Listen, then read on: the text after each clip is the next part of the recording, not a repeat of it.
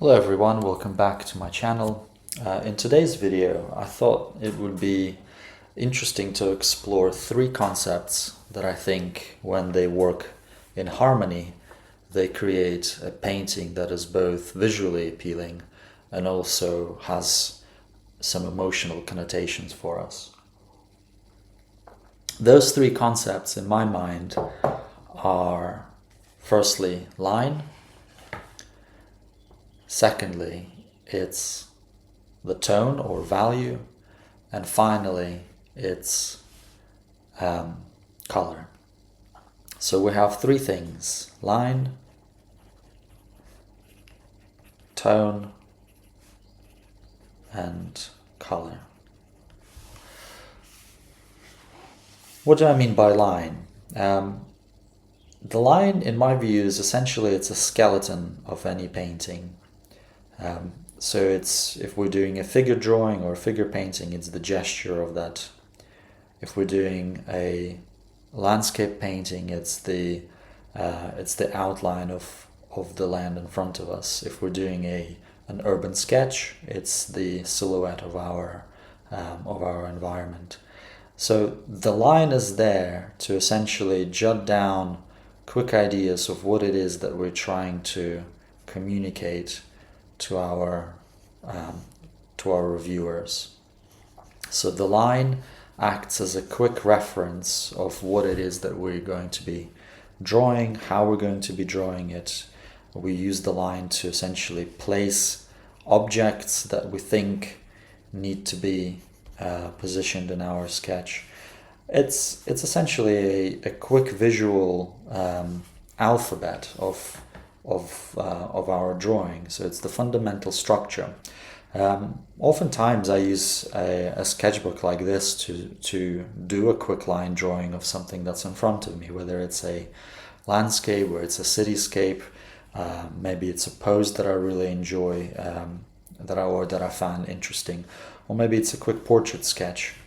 The line is there to essentially very quickly take what's in front of us and communicate it directly onto the page and provide a scaffold for the rest of our painting or for the rest of our drawing. So that, in my view, is the purpose of the line.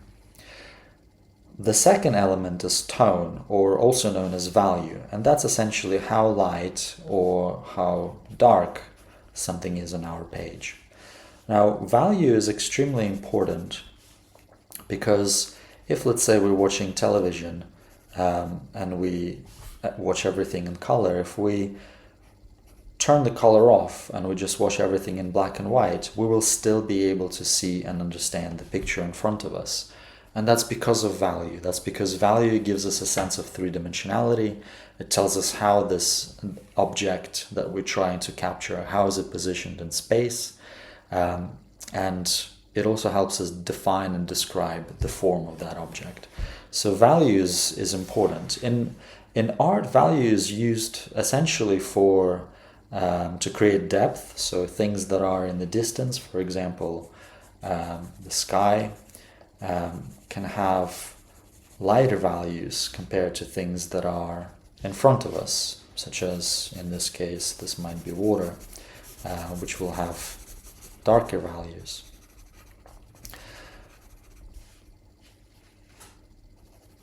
So value is also used to help us capture the light. So if I wanted to indicate that there is a sun here and that it's hitting the building from this angle, we can use value, or the idea of value, to capture the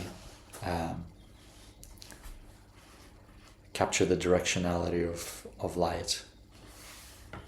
So tone is very important, or value is very important, to capture the feel of the place, the form, the 3D nature of the subject that we're trying to paint.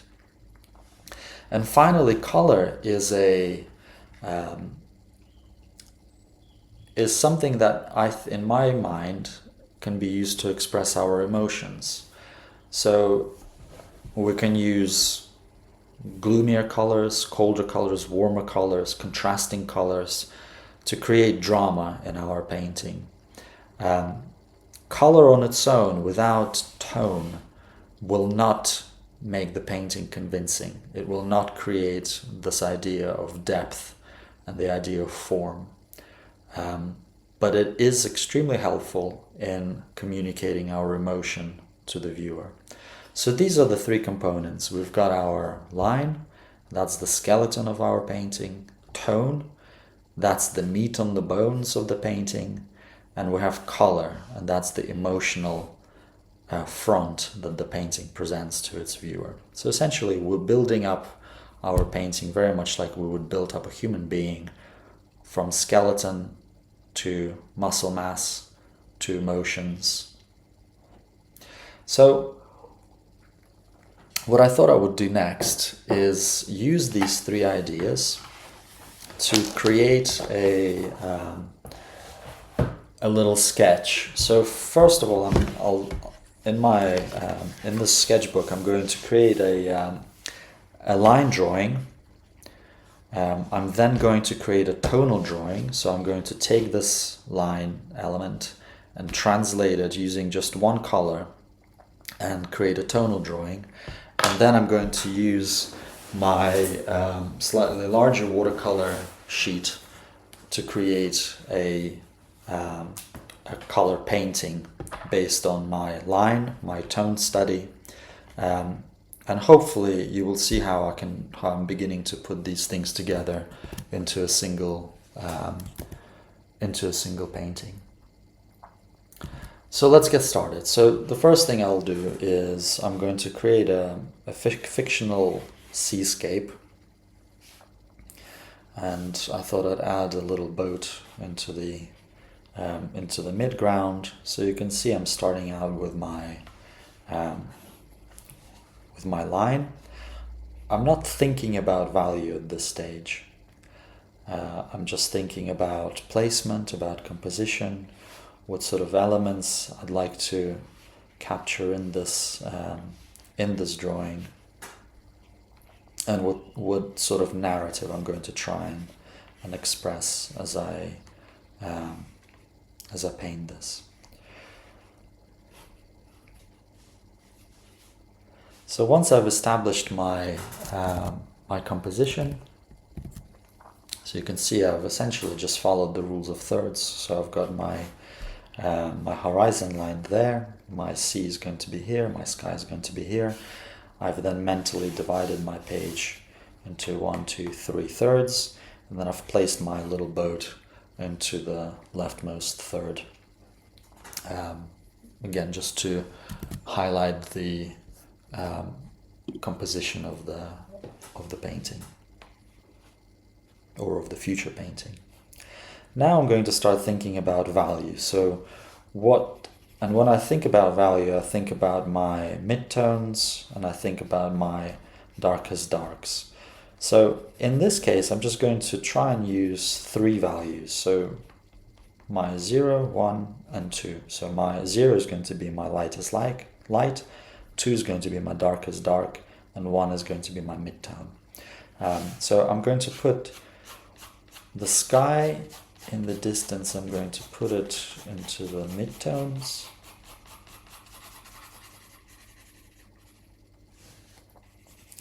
And then I'm just going to add some sort of sky-like shapes or cloud-like shapes with my dark tones.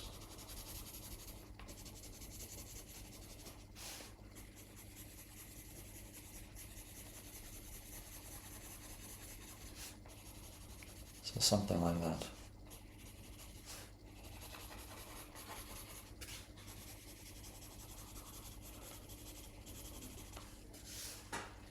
And again, when I paint the sky in watercolor, I might improvise on the theme a little bit, but generally speaking, this is probably what I will settle with. I've placed a little person in the boat here just to make it into a story, and I'm going to put them into midtones. There's going to be kind of a reflection, a mid-tony reflection of the boat as it sits in the water. And then I'm going to get darker as I approach the viewer. So these are going to be my sort of my ripples in the sea. I'm going to keep my midtones in the distance. So something along these lines. So this is going to be my line. This is my line drawing and my value study for this painting.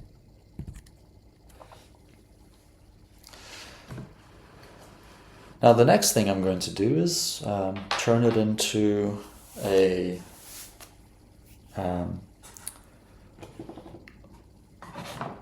watercolor, into a tonal study. So I'm just going to use I'll use a single color for this. I tend to use something on the cooler side, so maybe a blue. It could be that instead of using just a single color, what I might do is I'll create indigo, which is essentially, I'm going to use my cobalt blue, and I'm going to add some burnt umber into it to warm it up. And I'll add plenty of water because I want to make sure that this pool of water, or this pool of paint, is going to be sufficient for most of my painting, for most of my tonal studies. There we go. Now I'm going to add some burnt umber. There we go. You can see how it's getting. It's a little too warm, so I'll add some more cobalt blue. So that should be enough, I think. So this is a reasonable mixture, I think.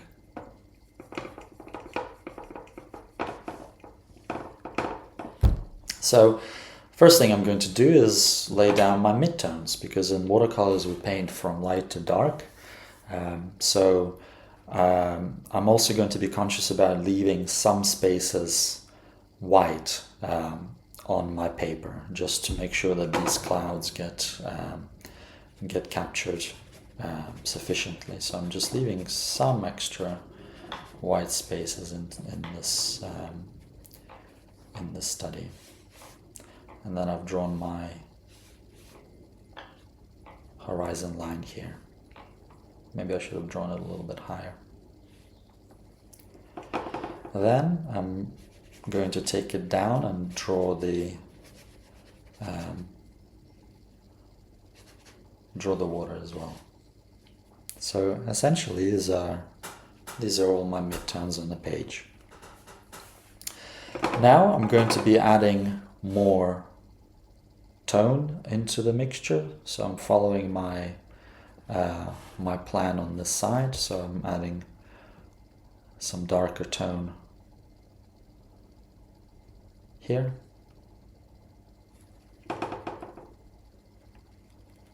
And towards the horizon.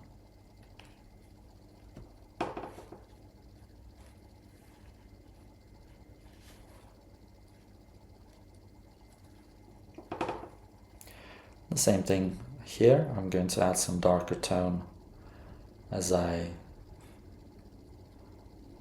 get closer to my foreground.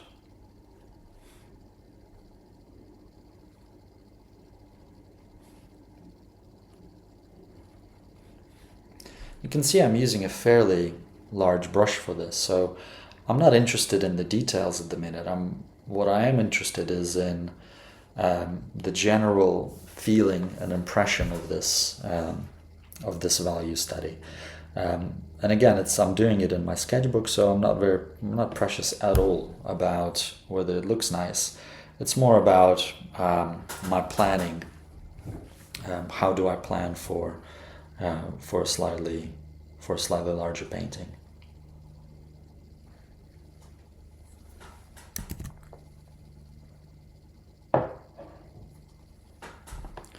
So I'm going to add a little bit more. Let's create some more of this mixture. And I'm using a little bit less water now this time around because I know that I'm working in darker tones.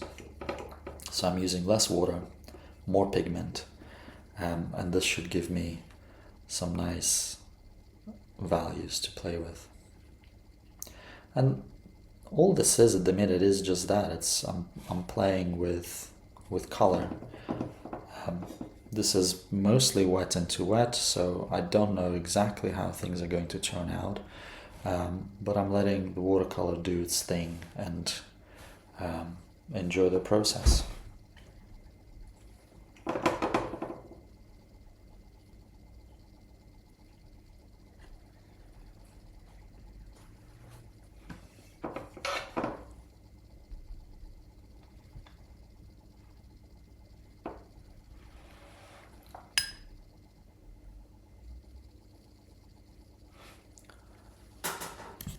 Okay, so I am just going to let this dry a little bit and go for my second layer when this is fully dry. Okay, so this is relatively dry. I can still see a bit of the sheen in the sky and in the foreground, but I'm sure as we kind of put our boat in, these elements are going to dry a little bit more. So I switched to a slightly smaller brush because I think I need to capture the detail of the boat a little bit. So for that, again, I'm just going to mix the same mixture of cobalt blue and burnt umber. But on our sketch, I think the boat is a little bit darker. So it's again, I'm thinking about the value of this boat. So we'll start with the body.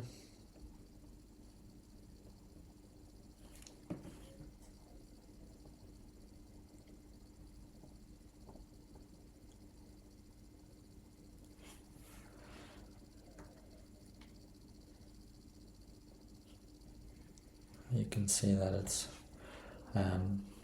still quite wet, so I'm getting these runs. But that's okay. Again, this is just a little sketch, so it's nothing too detailed in this stage. So I'm not particularly fussed about the perfection of this drawing. What I do care about is the value of the piece. So I'm just adding some details in the foreground, maybe making this a little darker.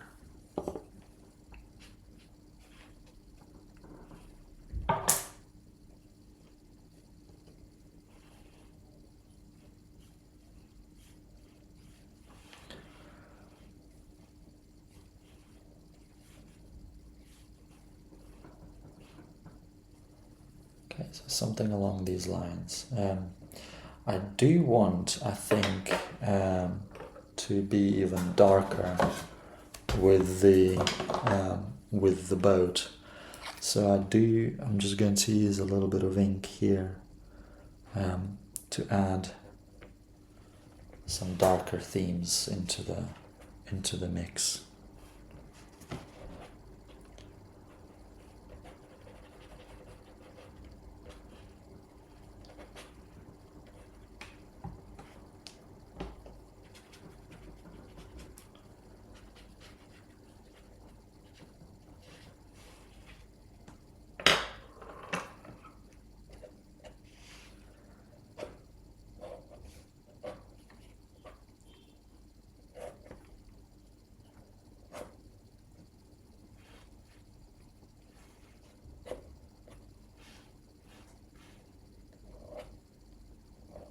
Maybe a sail of some sort.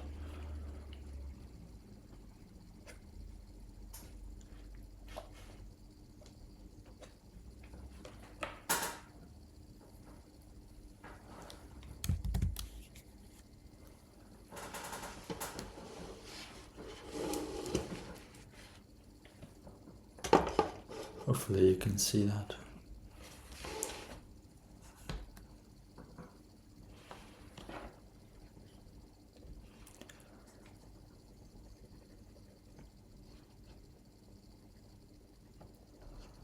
So I'm just using my ink pen to add some darker elements. Some indications of reflections, little wobbly lines. And I think that's about it. Don't need to be much more precious than that. Oh, we did forget our person in there. So let's add an indication of a human being in the boat. I don't know whether that's sufficient, but yeah, they're just there. Okay, so this is our essentially we've got our line and now we have our tone. The final thing of this is taking all of this together, taking the line, the tone, and then adding color to this. I'm going to keep this sketch as I think as a reference so that I know what I'm working for, or I know what I'm working from. And then I'm going to use my, let's just make sure that you can see things well. There we go. And then I'm going to use my watercolor block.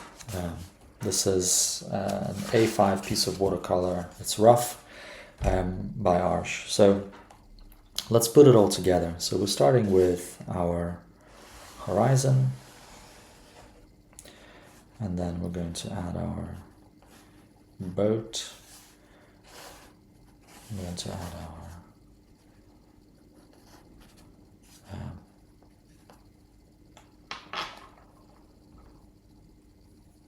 mast.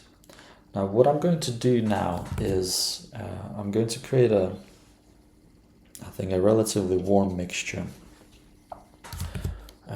for my sky. So I'm using some yellow ochre and I'm going to create quite light values. So I'm going to add plenty of water into it. And I'm just going to wet some of these areas of the sky. I'll make sure I'm taking it all the way to the horizon, leaving a couple of areas white for my clouds, and then just dropping in a little bit of this yellow ochre mixture.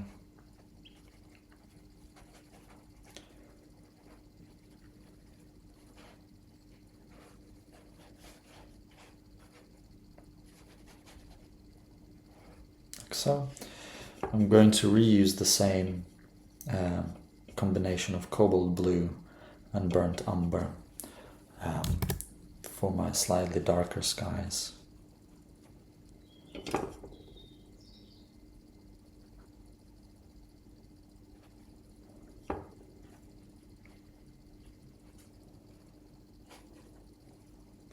Let's make up some more.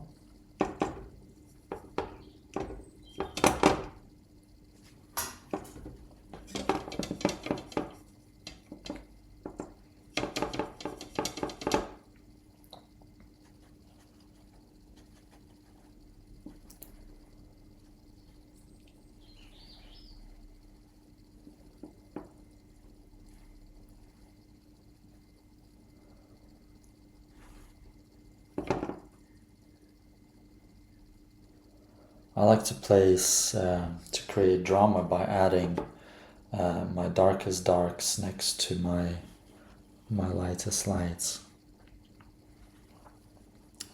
Just a little bit of that on the horizon, and then just smoothing it out, like so.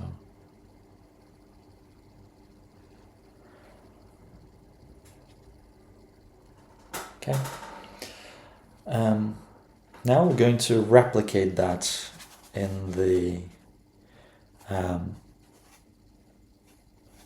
in our water, because at the end of the day the sky is being reflected in water, so we need to make sure that we replicate these things adequately. Again, I'm adding some painting essentially with just dirty water, but I am trying to leave some white spaces to indicate some sort of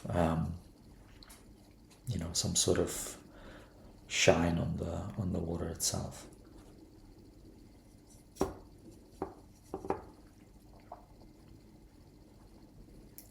So this area you can see is a little bit darker, so I am adding darker values to reflect that.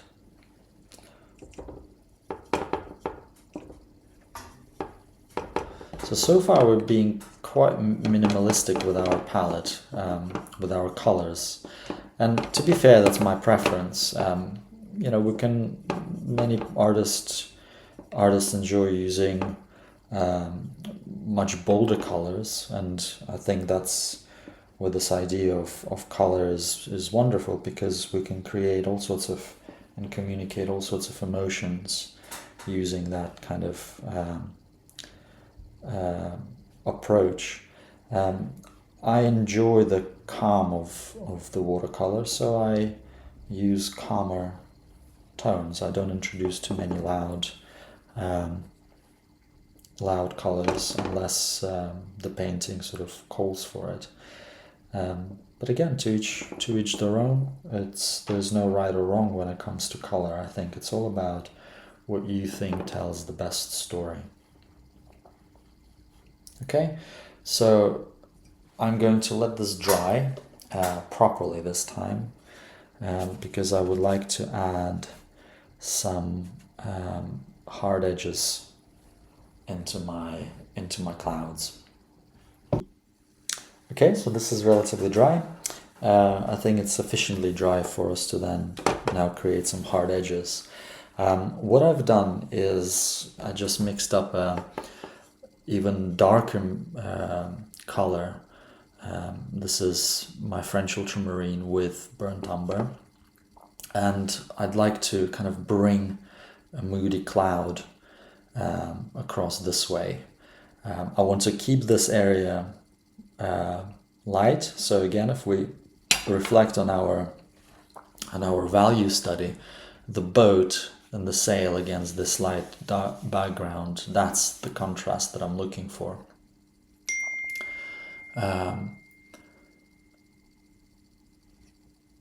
Let's see. Yeah, so I think I just want to push this color a little bit more, and that's why I waited for this to dry, so that I can get a nice hard edge on this as well. So let's see how it goes. Might look awful, or it might look great.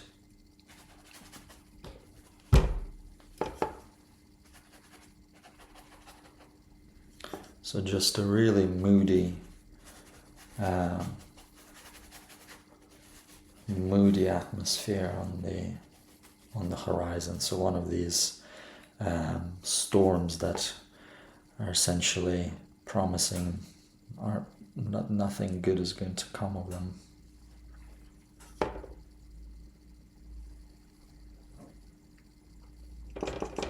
Let's mix up a darker value.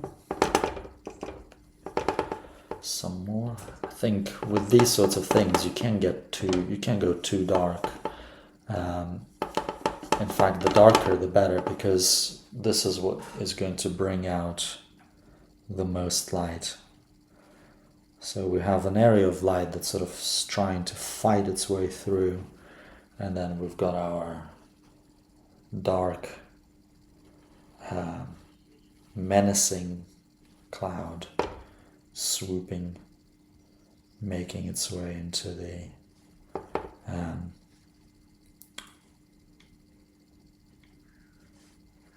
into our landscape, into our painting. And then we have this little lonely boat that's going to try and survive all of it. Now, whatever we do at the top, we also need to be mindful that we're going to reflect it on the water as well. So I'm being less precise on the water as I am in the sky, but still I'm trying to make sure that I'm consistent when it comes to my reflections.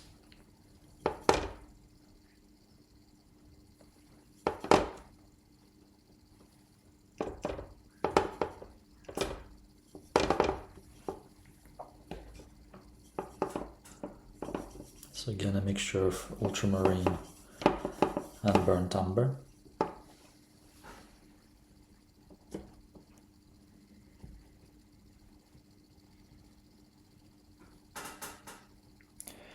I'm adding some rather sort of chaotic shapes in a way, because I think I'm imagining that there's wind, and where there's wind there are waves. So I'm adding some splashes into the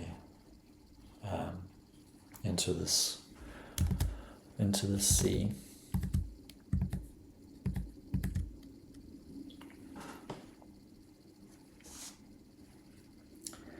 Now, I haven't quite decided what to do with the waves here. I think that will come out when I finish painting the boat, because I don't want to be too inconsistent.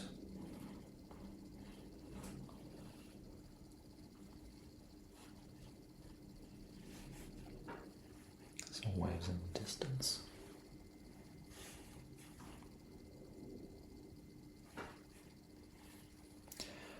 Okay, so I will switch to my lighter brush, my smaller brush, and I'm going to, for the boat, I'm just going to start with a relatively light value of yellow ochre.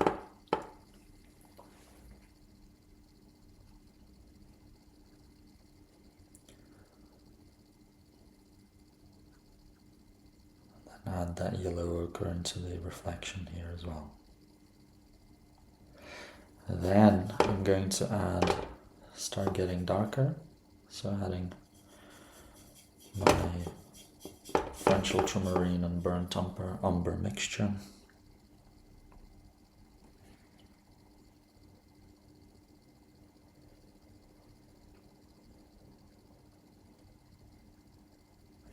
Like so. Now I've kind of learned my mistake from the previous sketch that I'm going to use this little brush to draw my mast.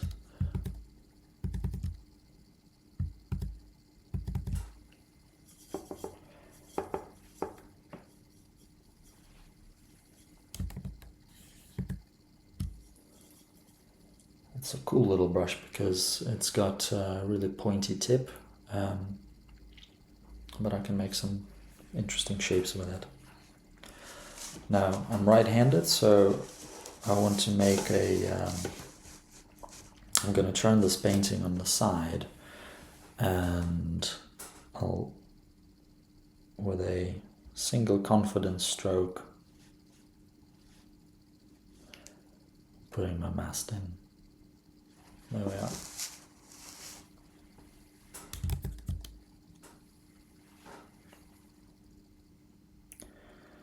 Let's add a couple of things in here as well.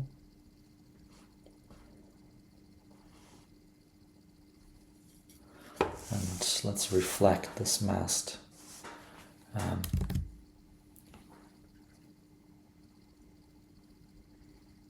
down as well, like so. Let's reflect this, let's reflect that. So just being consistent about our reflections. And let's add our person into that, in there as well. So even darker mixture. So maybe there's a person sitting here, like that. Now I know that I haven't mentioned before that I don't usually use loud colors, but I think for this painting I think we need some sort of accent. So I'm going to use my my red hue, and I'm going to use it for my sail. Like so. What I'll do is I will switch to a different brush as well.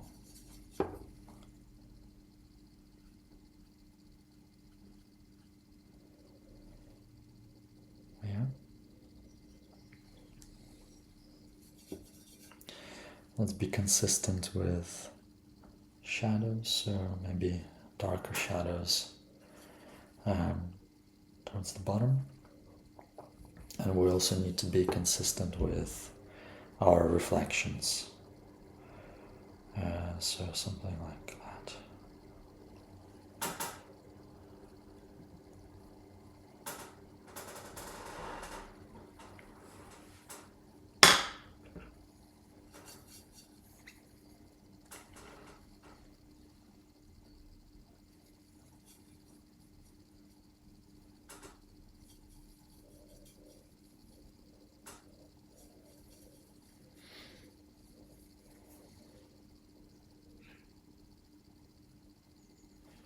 Just defining the shape of the boat a little bit better with my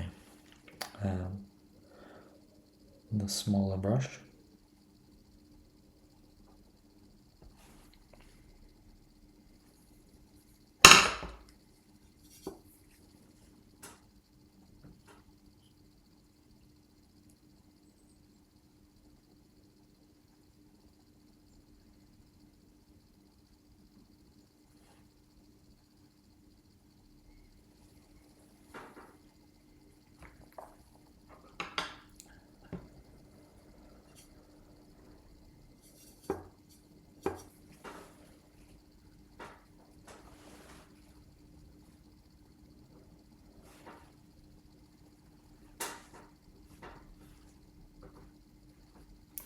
And now I need to start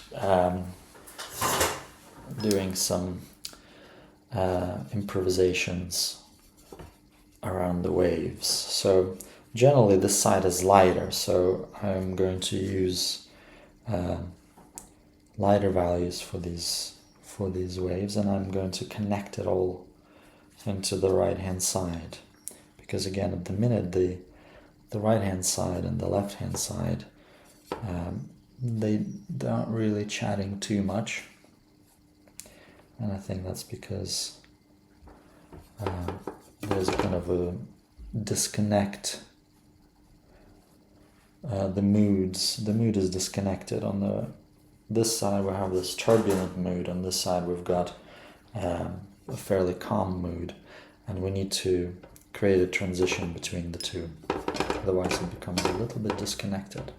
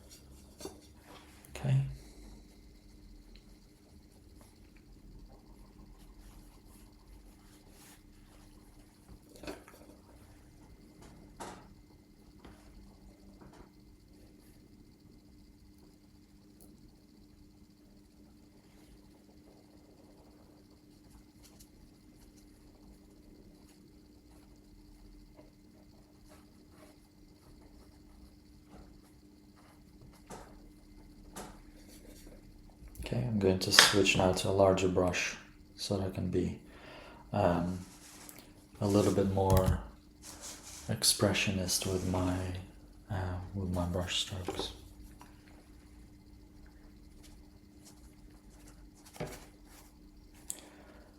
There we go. So maybe there's some splashing going on here. I want the foreground to be much darker.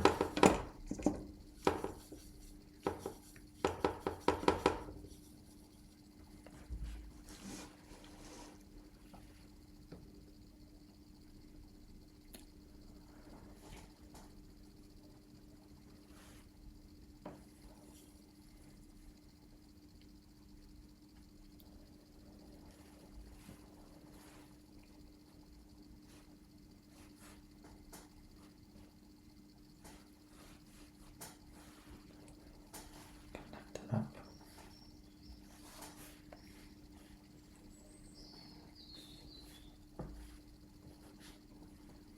Okay, I think that should be sufficient for now.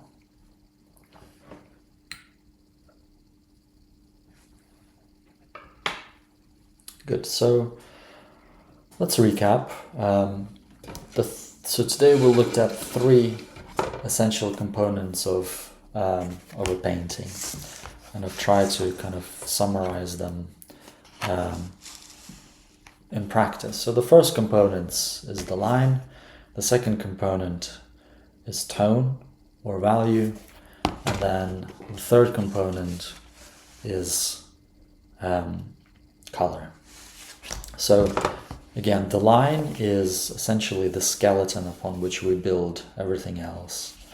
Tone gives us idea of the space, form, and how our subject interacts with the space that it's positioned in.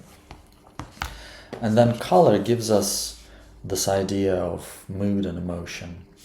And you can see that all 3 of these, they come together and they create, they communicate some sort of message. So I hope you find this useful, and stay tuned for some more tutorials. Thanks for watching. Take care.